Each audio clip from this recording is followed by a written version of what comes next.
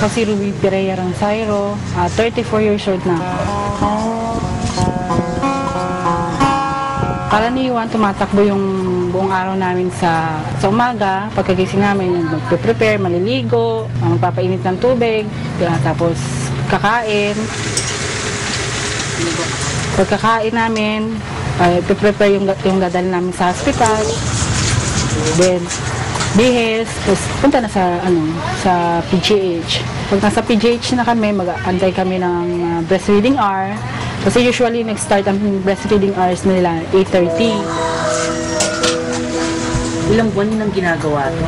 Sa akin, mahigit ng 2 months kasi si baby, pinanganak ko siya Feb 20. Pagkapanganak ko sa kanya, diretso sa nursery.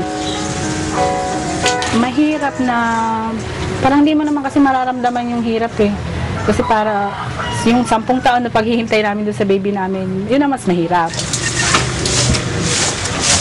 10 taon, ma'am? Bakit po? Ano po ba yung kwento po nun, ma'am? 10 years. Kasi yung first na pagbubuntis ko, 2002 siya. Pero pagkakasal nga namin, nagbuntis ako. Tapos, yun nga, dahil hindi ko naman alam kung bakit ako nakukunan. So, umabot hanggang third na pagbubuntis. Nagbuntis ulit ako nung pang-4. Umabot lang siya ng 18 weeks. Nagbuntis ako nung pang-5. Last year lang yon. So, inano na ako noon. Kumbaga, binigyan ako ng mga iba pang gamot na pampakapit sa baby. Wala pa rin. Tapos ngayon nung nagbuntis ako dito, ang sinabi nila, cervical incompetence daw. So, talaga maiksi daw yung kwelyo ng matris ko. Ito yung first time na nabuo. Kasi yung isa, yung sinusundan niya, si baby Faith, bali 5 months lang ko siyang, nilabas ko siya, kompleto na siya. Pero yung span ng niya, 2 hours lang, yung nabuhay siya. Ito yung baby namin, yung unang picture niya, tapos ito naman yung mga susunod na makikita ang malaki ng pagbabago, nagkakaroon na siya ng bulging, at tumumbok na ng gustong pisngi niya. Sino po kamukha, sir? Kahit Dr. Narcis ang sasabi, kamukha pa yan. Nangalak ako kay Baby Emma, may katakot ba? Sorry. Takot kasi pag bibili ako halimbawa bibili na ako ng gamit, sabihin ka ng doktor na, huwag ka munang bibili kasi ganito. Kasi nga, premature din siya. Yung tendency na maulit yung nangyari sa mga kapatid niya, baka mangyari sa kanya. Kumbaga, sabi nga ng mga nurses na nakakausap ko, prayers lang, prayers lang. Siyempre, wala naman talaga tayong magagawa kundi talagang magdasal.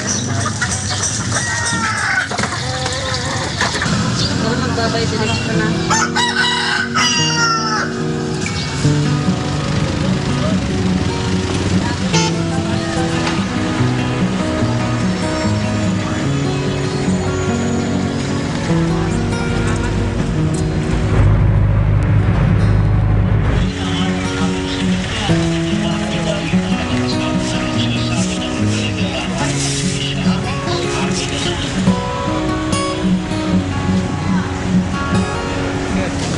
Nilabas niyo po ba ilang months siya? Bali, ang ko kasi sa ultrasound, kulang pa siya ng 4 days to 7 months.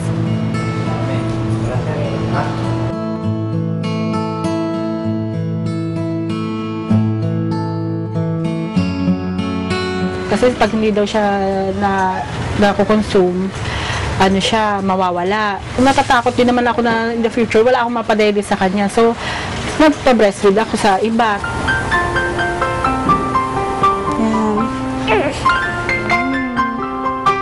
Qualified naman si Ruby para mag-breastfeed ng ibang bata. Si Mami Ruby ay ang buwan na rin nandito sa amin. So, aming inalam lahat ng records niya.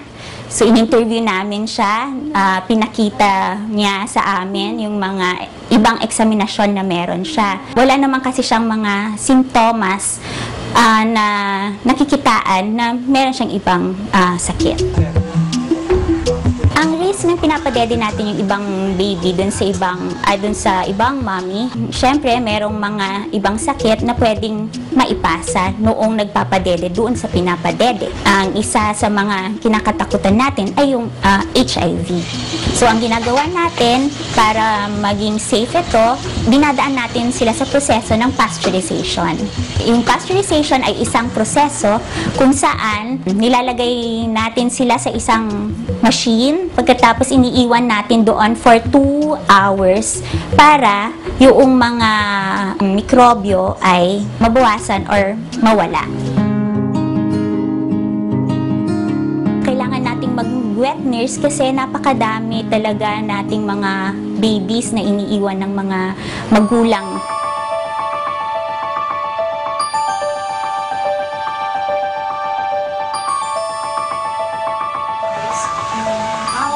So, inutos ko ng doktor na pwede po siyang i-kangaroo mother care, KMC po ang tawag doon. Meron po kami study ng kangaroo mother care, pero ang study po, tumagal po ang baby dyan na 6 na oras. Every day po yun. Kada punta nila, may 6 na oras na naka-stay yung baby sa loob ng dibdib nila para mas mabilis ang pag-weight gain ng bata. Na-try ko na siyang pasusuhin twice. Yung unang beses, nagtatry din siya, parang gusto niya talaga na sa akin din. Kaso nga lang, madali siyang mapagod. So, natakot din naman ako na kung baga pilitin siyang sa akin pasusuhin, baka naman ma-risk yung buhay niya. May mga studies na nailabas na yung effect ng breast milk ay gumaganda yung parang bonding nila sa isa't isa. Siyempre, lagi mong hawak, laging nasa dibdib mo. Parang mas gumaganda yung kanilang bonding sa isa't isa. Mahalaga kasi yung doon nabubuo yung bonding ng magulang at saka anak, lalo na pag ganyang edad. Pakiramdam ko kasi siya parang yung closeness ba, hindi pa ganun ka parang kinikilala ka pa rin niya. Siguro kung napasusok ko na siya, yung talaga parang anong kilala ka na niya Masakit. Parang maaawa kami sa sarili mo na bakit hindi ko kayang magawa yung nagagawa ng ibang nanay. Darating din yung oras, yun sinasabi ko, darating din yung oras na pwede ko siyang yung magki-close kami dahil dun sa pagpapasuso ko sa kanya. Kasi nga, maliit pa naman siya Hintay na lang ako.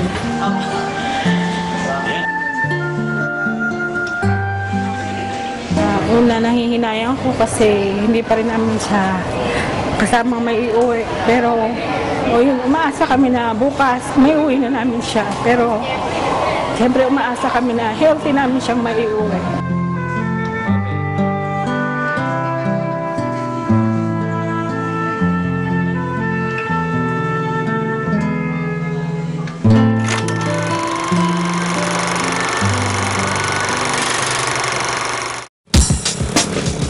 For breast milk kasi it's because it needs to be delivered right away. We have a rush service.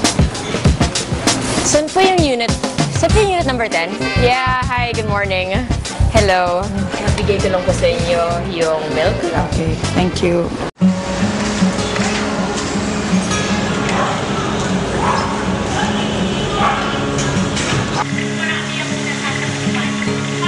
Ako si Antonieta Nofable, 35 years old.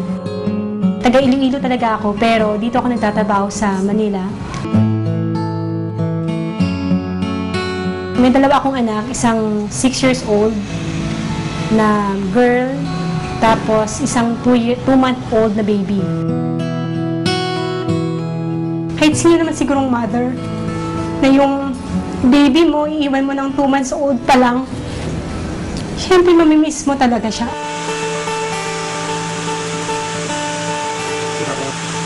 Bakit niyo po naisipan na i-donate sa TGH Milk Bank yung napapump yung breast milk nung nandito na kayo sa Manila? That time, sira yung refrigerator namin, so masisira rin siya. So yung mga na-extra kong milk, ang ginagawa ko, At pag napupuno na yung feeding bottle, tinatapon ko na lang siya. So every time na tinatapon ko, sabi ko sorry ha. Parang sinisip ko sayang talaga siya. Parang ang daming batang hindi nakakakain ng mabuti, parang ganun.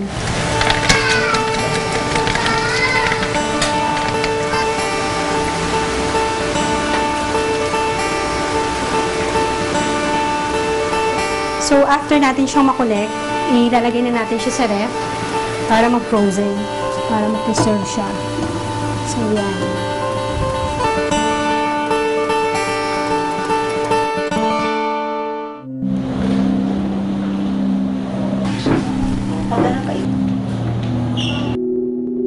Every morning na pumupunta ako dun sa PGH, na pag nagpapa-extra ko ng milk, nagdodonate ako, nakikita ko yung mga baby dun. Talagang naaaliw ako. At least para kahit papano, parang maibsan man lang yung lungkot na nararamdaman mo na malayo ka sa pamilya mo, especially sa baby ko. Based dun sa na-experience ko nung mga days na nagdodonate ako sa PGH, doon ko na-realize na parang ang sarap ng feeling nung nagdodonate ka. Kasi parang isipin mo na yung konting gatas na yan na dinodonate mo, maraming bata ang makakabenepisyo.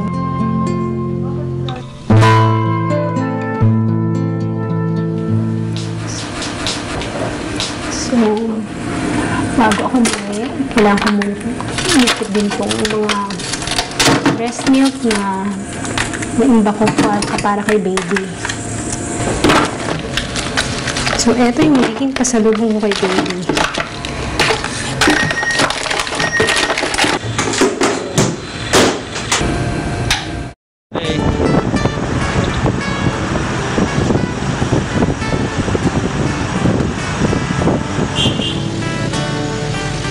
Importante sa akin na mabigyan ng breast milk yung baby ko dahil alam naman natin na yung breast milk is yun yung pinaka-nutritious na gatas na para sa baby.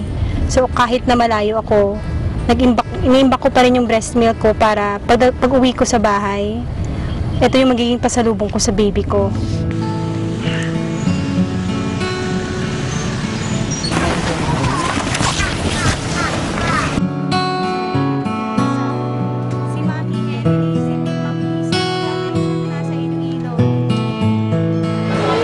To Iloilo, gate 118 before 521. Okay, thank you.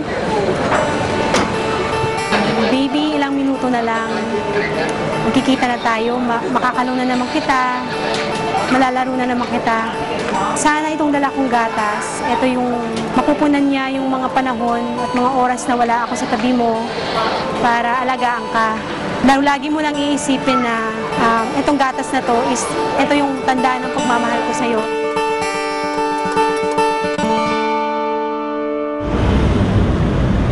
Chine-check namin yung mga nanay na may extra milk, ina-encourage namin silang mag-donate kasi sinasabi namin na the more you express milk, the more na magpaproduce ng milk ang breasts ng isang nanay. Ang typical na proseso ng donation ng milk sa milk bank, ini-interview muna namin yung mga potential donors, pwedeng through telephone, pwede din silang pumunta dito sa aming milk bank. Merong questionnaires na sinasagutan. Tapos kung ang assessment namin ay pwede silang mag-donate, pinapapunta namin sila dito. Napakahirap, lalo na dito sa Philippine Children's Medical Center. Kakaunti lang yung aming mga inborn. Kakaunti lang yung mothers na nanganganak dito. Kaya wala kaming ready source ng breast milk. Ang isang nanay usually nakakapag-donate ng 100 ounces per week. From milk letting, halimbawa pumunta kami sa isang barangay sa Makati, humingi kami ng mga milk donations from gathered mothers doon, or pwede din siguro sa social networking.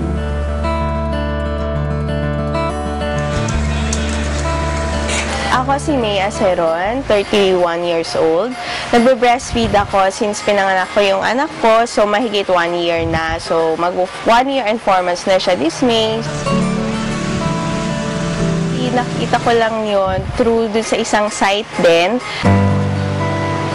Nahikayat ako na mag-donate ng milk sa kahit sinong tao na hindi ko kakilala.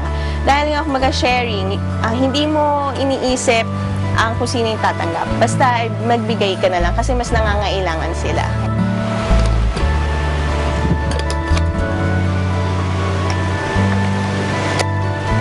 Yung pag-donate ko, parang talagang affected ako na kada pump ko, alam ko na merong batang matutulungan nun.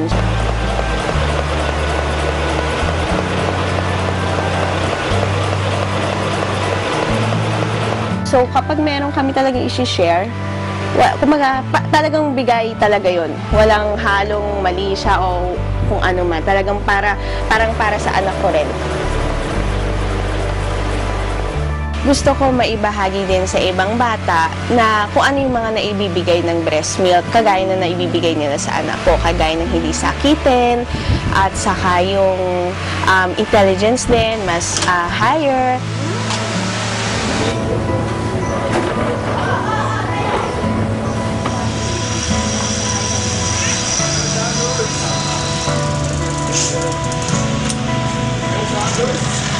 Tao po. Ano po yon? Sa pedala po ako. Ako po yung mag-pick up. Some mothers kasi have excess milk. Like when they're breastfeeding, they have excess milk. Tapos, syempre nasasayang kasi their own child is not able to consume all of it. Imbis na mabulok yung milk, they donate it. So, some donated to specific recipients, some donated to a milk bank.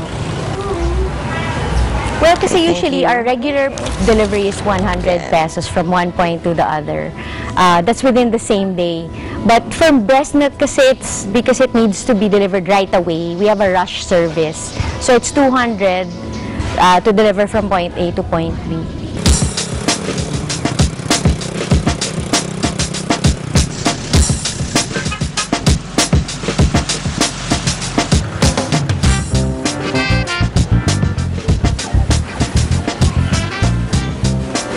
Saan po yung unit? Saan po yung unit number 10? Yeah, hi, good morning. Hello. Nabigay ko lang po sa inyo yung milk. Okay, thank you. Okay, and I just let you sign something. Okay, ma'am, here's your receipt. Ako po si Hazel Bisenyo, 39 years old. Meron po akong 3 anak. Si Gea Angela, 19 years old. Si Raul Antonio, 14 years old. At yung baby ko ngayon, si Johanna Thea, 6 months.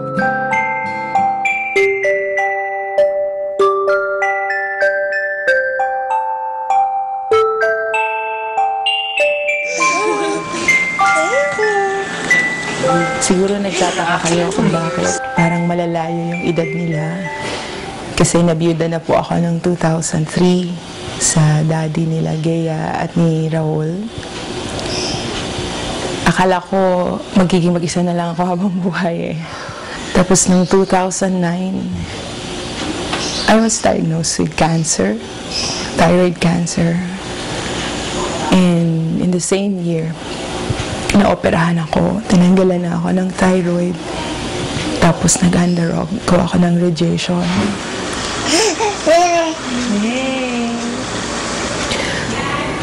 So, nung inilabas ko siya, sinabi ng pediatrician niya, dahil sa dami na na-experience niya sa loob ko, nung pinagbubuntis ko siya, radiation, tapos nagka-diabetes pa ako, hypertension, para hindi siya magkaroon din ng mga sakit na yon, magkaroon ng maaga na magkaroon ng diabetes. Kailangan i-breastfeed ko siya. Pero nung una, halos walang lumalabas na gatas. So yun yung unang pagkakataon na lumapit kami sa mga ibang tao na kung pwedeng magbigay sila ng breast milk para sa anak ko.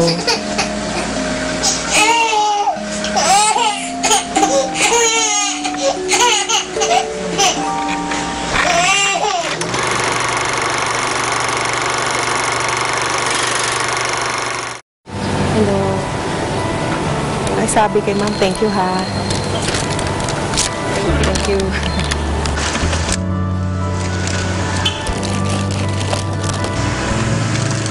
Meron ng magdedede ang baby ko sa 5 araw.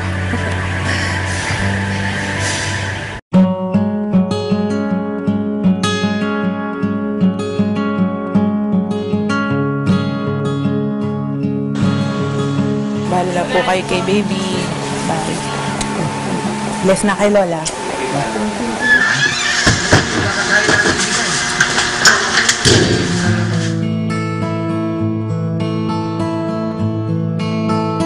Frozen yun eh. Yelo pa yung gatas. Ibibigay sa akin. Tapos may bayong anak. Kailangan hindi matunaw yung gatas. Kasi pag natunaw yung gatas, kailangan ipadede mo na lahat yun kasi masisira na. Pagka natunaw na yun, hindi na pwedeng i-freeze ulit. Kaya kailangan, habang frozen siya, lagay mo rin siya sa yelo para hindi matunaw yung yelo na sa loob. Meron po kayong yelo? Ito po. Salamat.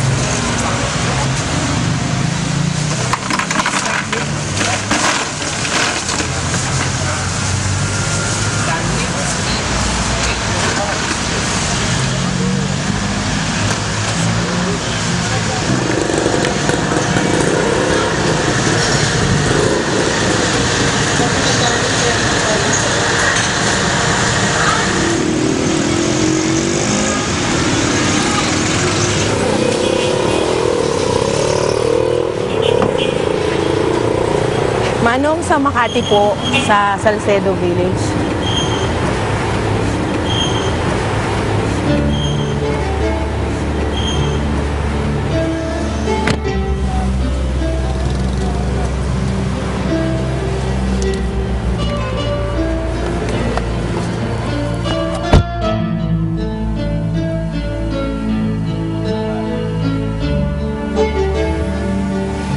Napapagod na rin ako. Kaya lang pag iniisip ko na walang gatas na nidedein yung baby ko, parang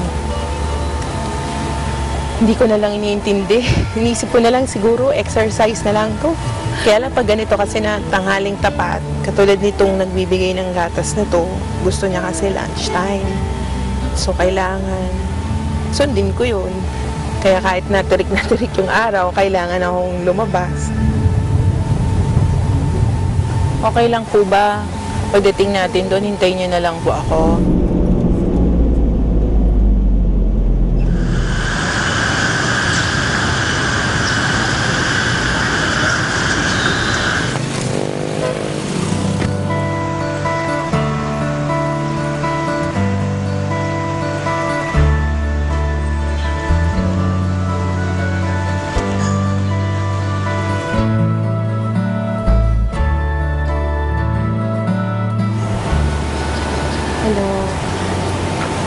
Sabi kay ma'am, thank you ha. Thank you.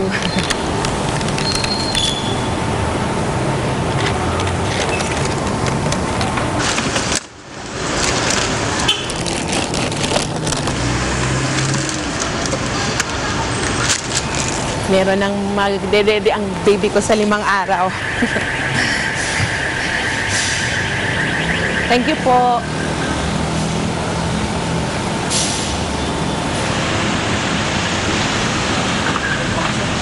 Galang po, ano po bang sakit ito? Manong meron po akong cancer. Meron din po akong hypertension, diabetes, pati na rin sa kidney stones. Hindi ko po kasi alam na buntis ako noon, nagpa-radiation pa po ako para sa cancer ko. Kaya ang dami-daming dinaanan na hirap ng bata habang nasa tiyan ko. Kaya sabi ng doktor niya, hanggat maaari sana, nabigyan ko siya ng gatas ko. Kaya lang dahil nga doon sa dami na iniinom ko rin na gamot, kaya kinailangan ko manghingi ng gatas sa ibang nanay.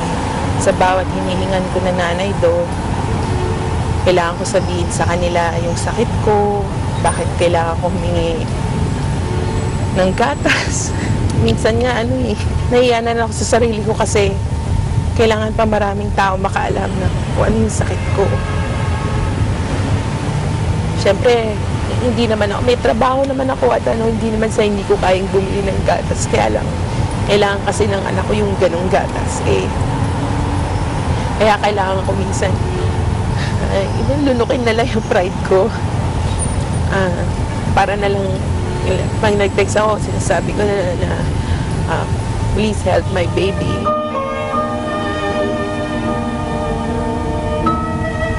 Nagtakot siguro ako sa Diyos na, bakit ako, Lord? Pero, humingi rin ako ng tawad dun sa pagtatanong na yun. Kasi syempre, Diyos lang nakakaalam. Siya lang naman nakakaalam bakit eh. Tsaka iniisip ko na lang, marami pang mas malala ang problema kaysa sa akin.